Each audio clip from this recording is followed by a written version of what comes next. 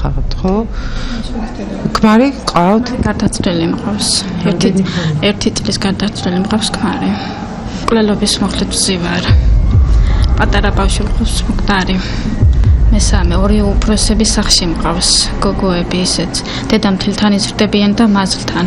დედამთილი არის ავადმყოფი, როდესაც მოვლა არ შეუძლია ბავშვების. ახლა უნდა რომ მე სახლში დავბრუნდე და მივიდე რომ ბავშვებს მივხედო და ოჯახს. როცა ჩემი ქმარი გარდაიცვალა მე ორცულად დავრჩი. მესამეზე რაც რო ვიმშობი არის სახლში მივიყვანე, თუთუს ვაჭმევდი და თუთუს იმითი მე გამიკვი მასთან რა ქორძეს ვაჭმევდი ბავშვს და გადააცდა არცევები მაშინ და დაიღუპა ბავშვი.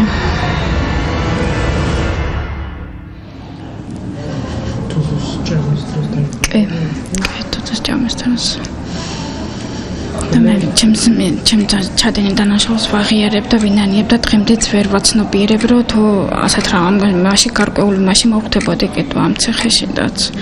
გეძინა? კი, ჩამეძინა.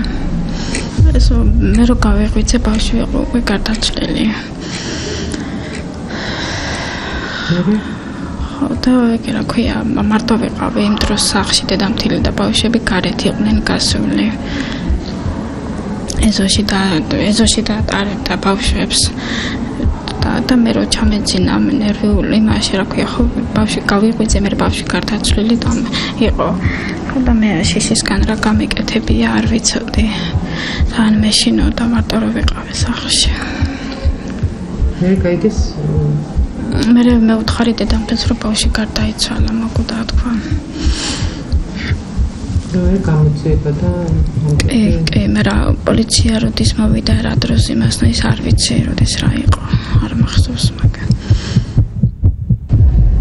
იცდიათ რომ თავი გემართლებინათ რომ ეს ჩემთვის არა მე ვარ დამნაშავე ვიცი რომ დავაშავე ძალიან ძიმე დანაშაული ჩავიდინე და დავაშავე მაგრამ მე ვხედავთ იმისამ რომ ორი ბავშვი რომ მყავს სახლში დატოვილი და დედამთილი ავადმყოფი ყავს და მაზლი რომ ახლა დედამთილსაც უნდა რომ მე სახლში მივიდე და ბავშვებს ყურადღება მივაქციო და იმას რა ქვია ოჯახს ხელი მოვკიდო.